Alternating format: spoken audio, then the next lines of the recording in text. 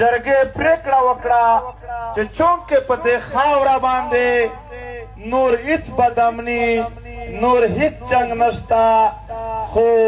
پاکستانی فوج او وسلوال تنظیمونه چې په بېلابېل نامونو د طالب نه تر داعش پره یادېږي دې جرګې مشترکه پریکړه وکړه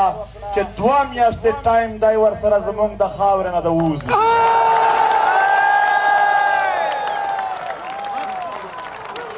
که چیرې په دې 2 میاشتو کې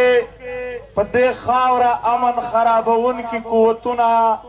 د دې خاورې نه نه ووتل بیا به دا جرګه خپل بندوبست کوي چې څنګه د دغه خاورې نه او د دغه وطن نه مونږ هر هغه قوت استلی شو چې په دې خاوره جنګ جوړوي دې جرګې پریکړه وکړه چې بجلی د پښتون وطن پیداوار دی په قبایلي سیمو کې اعلان دا دی چې دا به مفت وي خو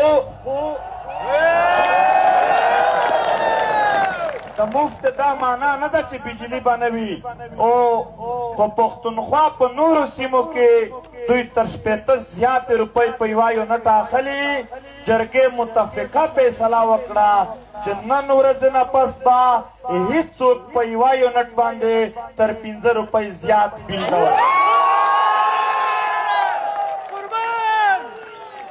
جرګې پریکړه وکړه چې په ډیورنډ لاین باندې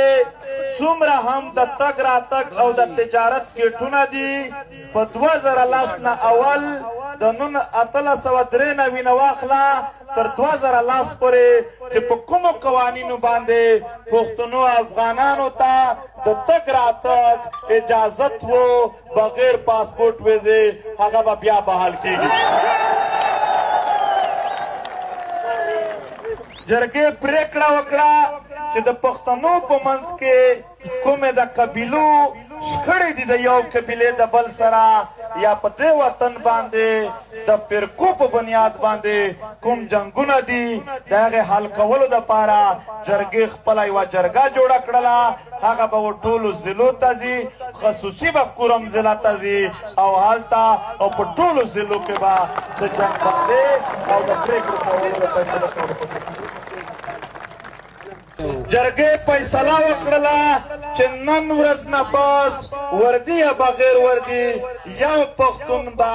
هیچ چاته 1 روپۍ بتخوري نه ورکوي او که چیرې چاته د بتخوري کار کېده